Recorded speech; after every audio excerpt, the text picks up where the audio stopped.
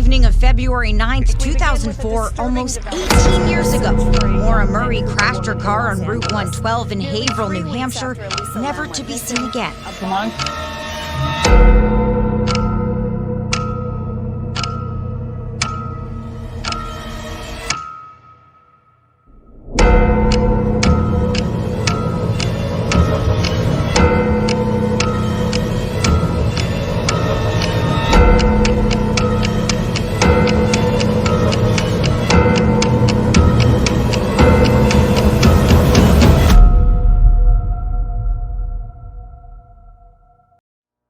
In the heart of downtown Los Angeles stands an old building, one that has seen countless stories, some glamorous, some horrifying, the Cecil Hotel.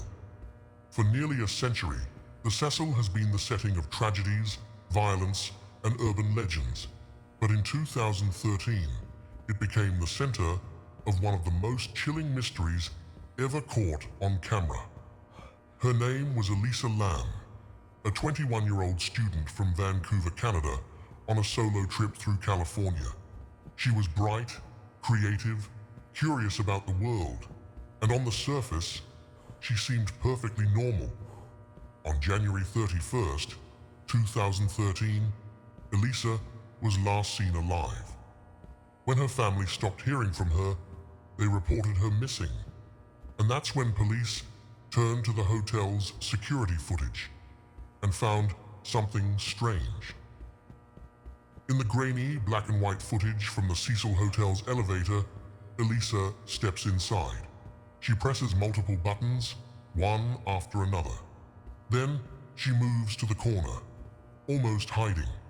Seconds pass. The elevator door remains open. She peeks out into the hallway, then suddenly backs in, like she's avoiding someone. Her hands move in erratic, almost unnatural gestures. She steps in and out several times, pressing buttons again. Her expression changes. Fear, confusion, maybe even paranoia.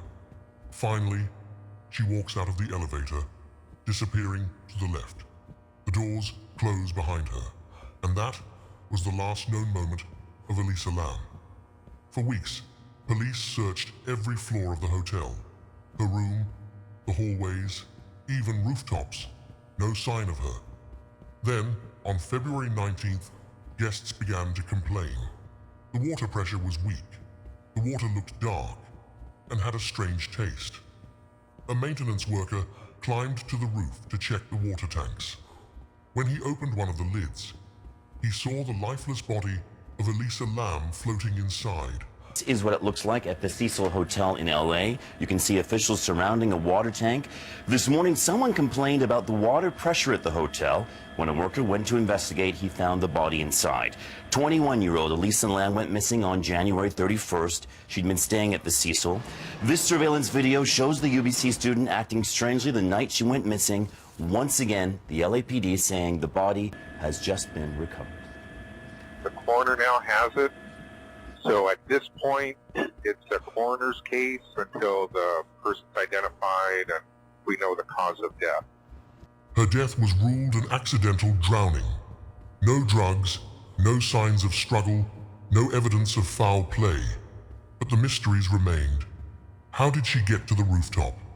The door was locked, alarmed, and only staff had access. The tank was heavy and difficult to climb into. And that elevator video, what was she doing? Some believe it was a psychotic episode linked to her bipolar disorder. Others believe she was being chased or influenced by something not of this world. Internet investigators spent years analyzing the footage, slowing it down, zooming in, searching for a shadow, a clue, a reflection. But nothing concrete ever surfaced. The Cecil Hotel has always carried an aura of darkness. Serial killers once stayed there. Others took their own lives inside its walls. It's as if the building itself collects sorrow. For some, Elisa Lam's death was simply a tragic accident, a young woman overwhelmed by her mind and her surroundings. But for others, it was the hotel claiming another victim. Even now, over a decade later, that elevator footage continues to haunt millions of viewers. A girl, alone, trapped between fear and something unseen, captured forever by a silent camera. Elisa Lam's final moments remind us of one unsettling truth. Sometimes, the answers we seek are right before our eyes. But the camera can only show us what happened, not why. It was supposed to be a simple vacation, a week of sun, friends and football on the shores of Bulgaria's Black Sea coast. But for one young man, that trip would end in a mystery that still has no answer. His name was Lars Mittank, a 28-year-old man from Germany. By all accounts, Lars was healthy, active, and full of life. He had a steady job, a girlfriend, and a loving family. There was nothing unusual about him, until the day he disappeared. In July of 2014, Lars flew to Varna, Bulgaria, with a group of friends for a summer holiday. They swam, partied, and watched football. Germany was winning the World Cup. But one night, everything changed. Lars got into a small altercation at a bar with a group of other men, allegedly over football teams. He was punched in the face and suffered a minor ear injury. Nothing life-threatening, but enough to cause pain and temporary hearing issues. A local doctor advised him not to fly for a few days to avoid pressure on his eardrum. His friends had to return home, but Lars decided to stay behind alone, booking an extra night at a cheap hotel near the airport.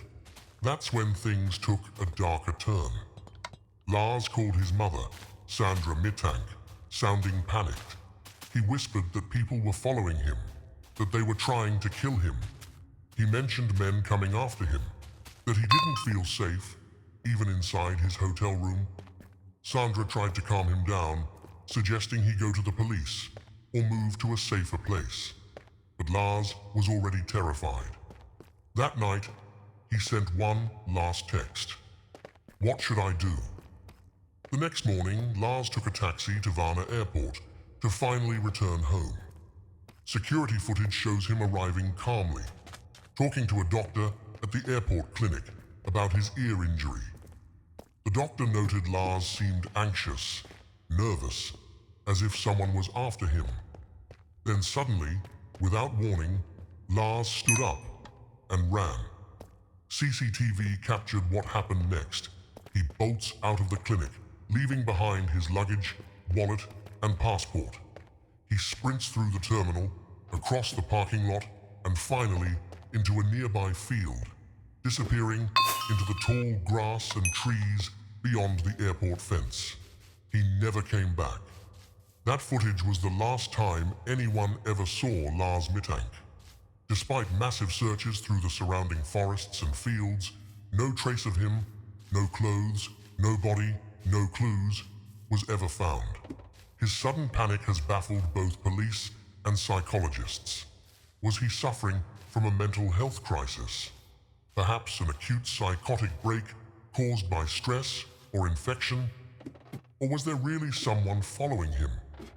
Witnesses from the hotel recall him acting paranoid, switching rooms during the night and pacing the halls, whispering about unseen pursuers. But no one else saw these men. No one could confirm his fears. In the years since his disappearance, online investigators have pored over the airport footage frame by frame. You can see the moment his eyes widen, his breathing changes, an instinct takes over. He's not acting, he's running for his life. But from what? Some suggest drug-induced paranoia. Others think a concussion or untreated head trauma caused hallucinations. And a few believe something much darker, that Lars had stumbled into something he shouldn't have, and was silenced. Nearly a decade later, Lars Mittank remains one of Europe's most famous missing persons. His mother still waits for answers, her phone number the same, just in case he ever decides to call. In the footage, you can still see him. A young man, healthy and strong, sprinting barefoot into the unknown. Somewhere between panic and reality.